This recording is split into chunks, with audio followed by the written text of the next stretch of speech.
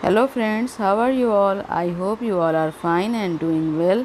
तो आज हम बात करेंगे कि अगर आपका मोगरा का पौधा ग्रोथ नहीं कर रहा है या ग्रोथ अगर हो भी रही है तो पौधे में कलियां नहीं बन रही हैं। और आज की इस वीडियो में मैं शेयर करूंगी कुछ ऐसे केयर टिप्स और ऐसे फर्टिलाइज़र जिनके इस्तेमाल से कुछ ही दिनों में आपके मोगरा के प्लांट में कलियाँ बननी भी शुरू और ग्रोथ भी भरपूर होगी। अगर आपका पौधा एक बार फ्लावरिंग कर चुका है और दोबारा उसमें कलियां नहीं बन रही हैं तो आपके कौन से ऐसे काम हैं जो अपने मोगरा के पौधे पर करने हैं जिससे एक साथ बहुत सारी कलियां भी बने और नई नई ग्रोथ भी पौधा निकाले। तो दोस्तों, अभी अप्रैल की बहुत तेज़ गर्मी हो रही है, जैसे मौसम एकदम बहुत तेज़ हो गर्मी है।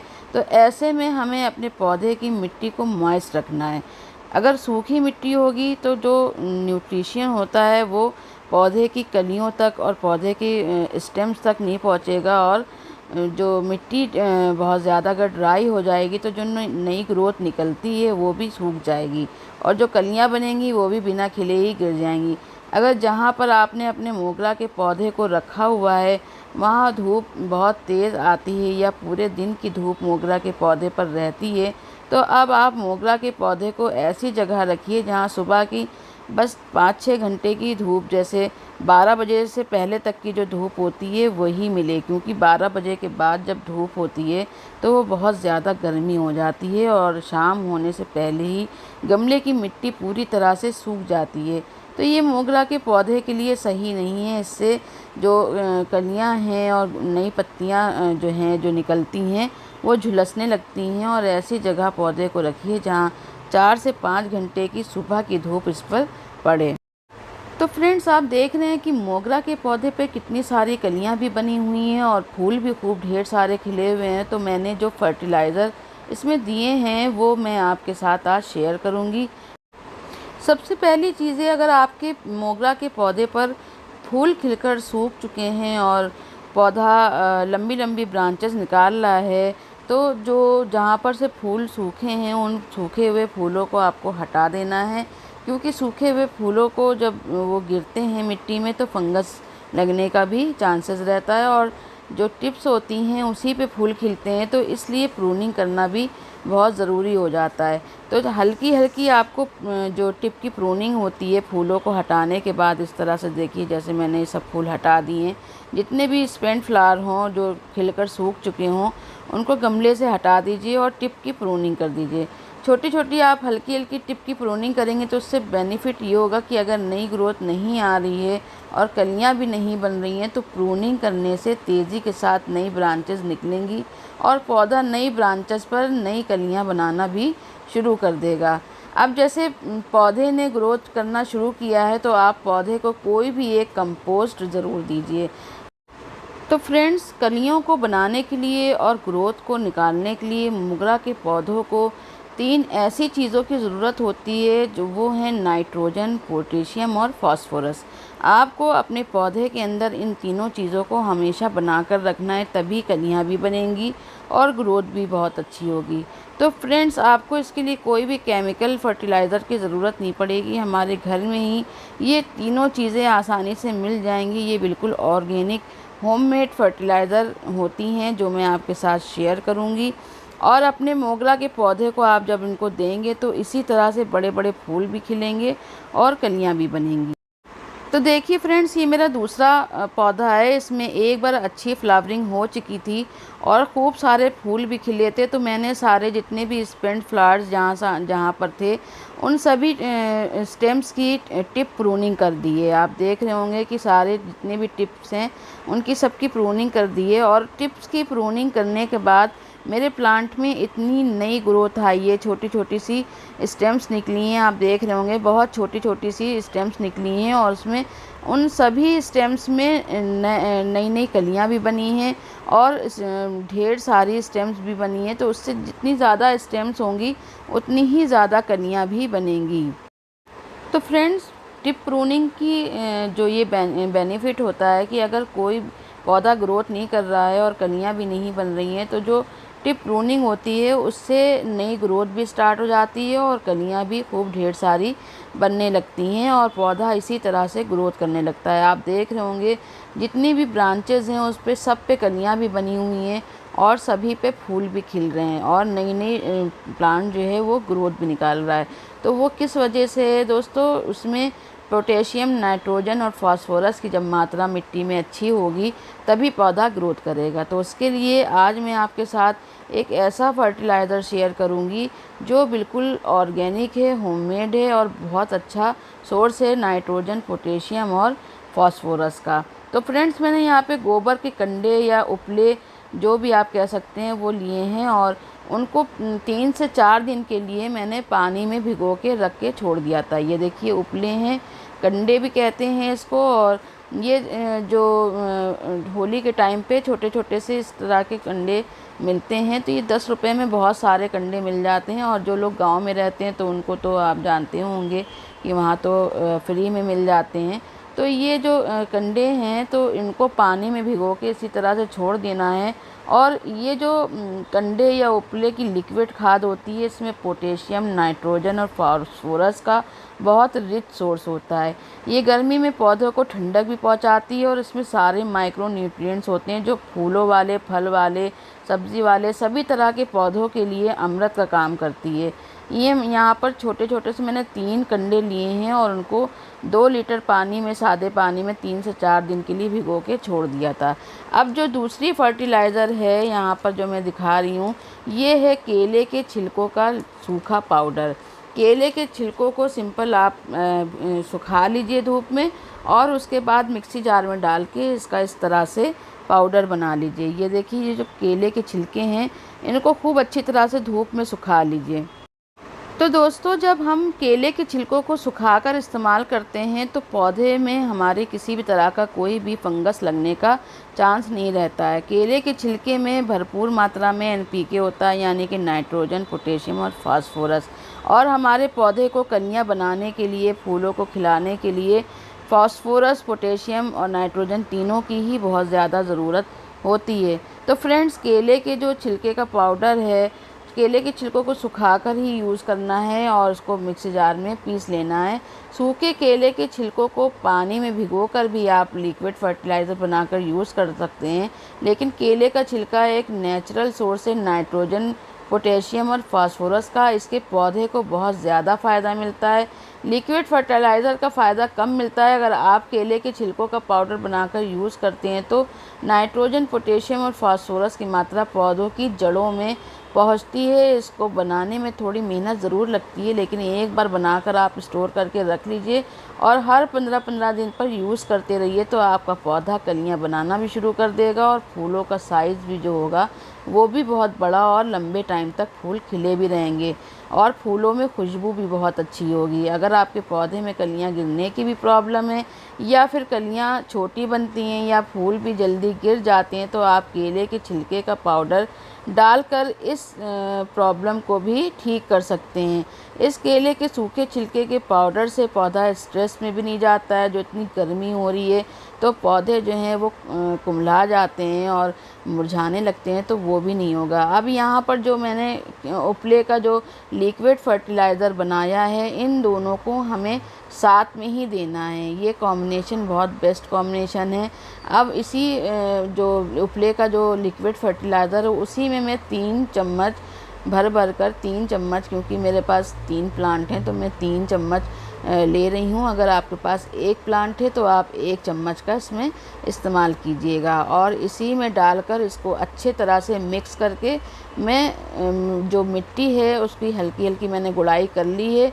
गुड़ाई करके ही इसको डालना है, लेकिन ऐसे नहीं डालना है दोस्तों, इसमें आपको थोड़ा पानी भी मिलाना पड़ेगा, क्योंकि जो ये उपले का जो फर्टिलाइज़र है उसमें बहुत स्ट्रॉन्ग फर्टिलाइज़र है। तो इसमें आप सादा पानी, जितना आप ये ले रहे हो उतने ही सादा पानी मिलाकर इसको अपने प्लांट में इस्तेमाल करना है। अब जब ये आप इस्तेमाल करेंगे तो दोस्तों आप देखेंगे कि कितनी ज़्यादा कलियाँ आपके प्लांट में बनेंगी और पौधा जो है वो ग्रोथ निकालना भी स्टार्ट कर देगा। बस क्वांटिटी का आपको ध्यान रखना है कि कितनी क्वांटिटी में आपको ये लेना है। जो लिक्विड है वो आपको एक प्लांट के हिसाब से थोड़ा ही, 1 गिलास जितना पानी हो हम लोग पीते हैं, बस उतना ही 1 गिलास आपको ये लिक्विड लेना है एक प्लांट के लिए, और उसमें उससे दुगना पानी, 2 गिलास पानी मिलाकर अपने प्लांट में इस्तेमाल करना है। और तो दोस्तों, केले के सूखे छिलके का जो पाउडर हमने यहाँ पर इस्तेमाल किया है, उससे पौधा स्ट्रेस में भी नहीं जाता है और मिट्टी के अंदर फंगस या चींटियाँ लगने का भी कोई डर नहीं रहता है। अब आपको ये देना कैसे, तो उसको आप सीधे मिट्टी में भी डाल सकते हैं, सूखा स्प्रिंकल भी कर सकते हैं मिट्टी में, या इस तरह से जैसे मैंने इसमें घोल कर बना कर दिया है उस तरह से भी दे सकते हैं। अब आपको प्लांट को ऊपर से पूरी मिस्टिंग करनी है सादे पानी से।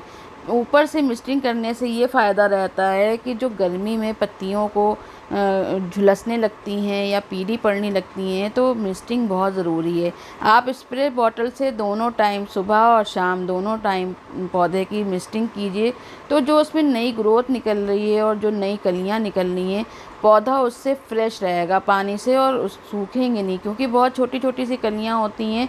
तो गर्मी की वजह से, क्योंकि अब इतनी ज़्यादा तेज़ गर्मी बन रही है, तो उससे फिर वो सूखने भी लगती हैं।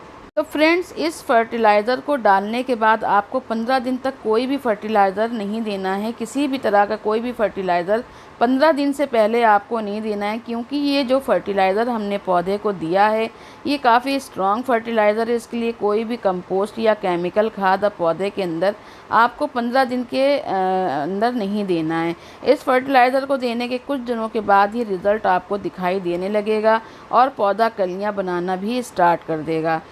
अगर आपके घर में इनमें से कोई भी चीज़ नहीं है और होममेड फर्टिलाइज़र बनाने में परेशानी हो रही है कि ये झंझट कौन करे कि केले की छिलकों को सुखाएं, इकट्ठा करें और उसको पीसें, तो जो मोगरा के पौधे के लिए बेस्ट फर्टिलाइज़र है, इस आपको ऐसा इंस्टेंट फर्टिलाइज़र मैं बताने जा रही हूँ जिसमें फास्फोरस की बहुत अच्छी क्वांटिटी होती है।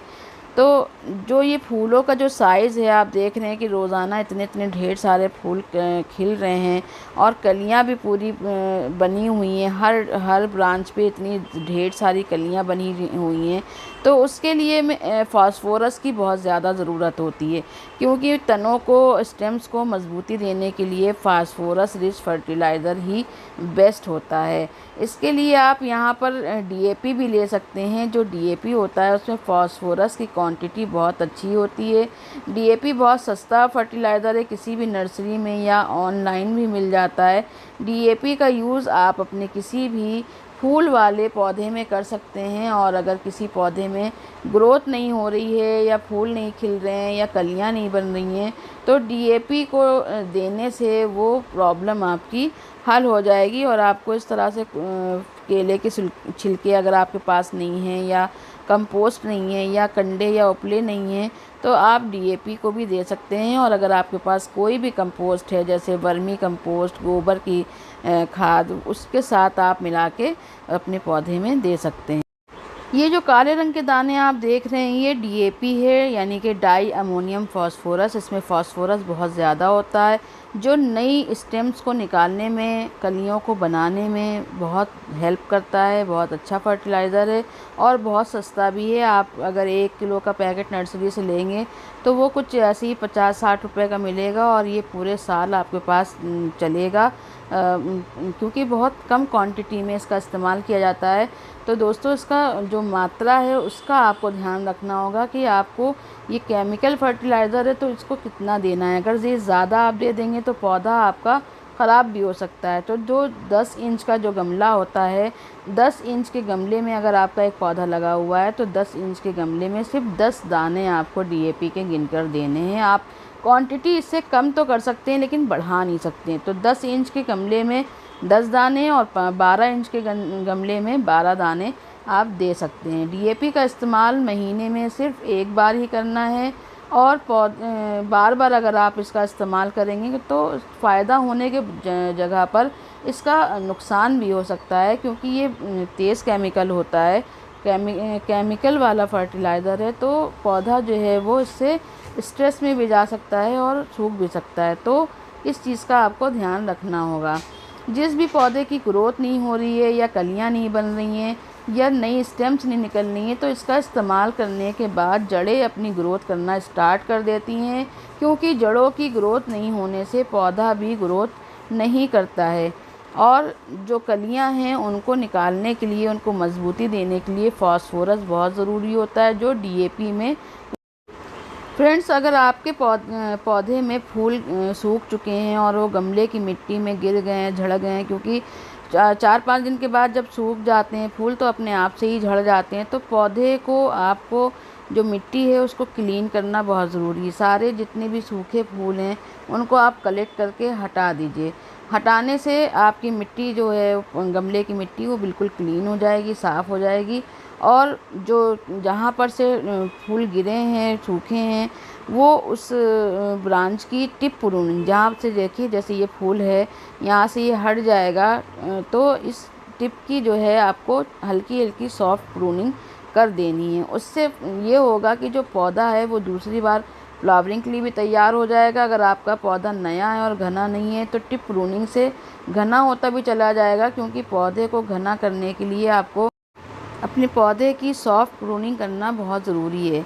जब भी आप पौधे की प्रूनिंग जहाँ से करेंगे वहाँ से 2 ब्रांचेस निकलेंगी, तो जो पौधा है वो घना होता चला जाएगा। अगर आप चाहते हैं कि आपका मोगरा का प्लांट घना भी हो जाए और फ्लावरिंग भी भर भर कर करता रहे, तो इसके लिए मैंने जो भी फर्टिलाइज़र बताए हैं इस वीडियो में उनको ज़रूर से यूज़ करिएगा। आपका पौधा घना भी हो जाएगा और कलियाँ भी खूब बनाने लगेगा। कोई भी फर्टिलाइज़र देने के बीच में 15 से 20 दिन का गैप ज़रूर रखिएगा। ज़्यादा जल्दी फर्टिलाइज़र देने से पौधा ख़राब भी हो सकता है।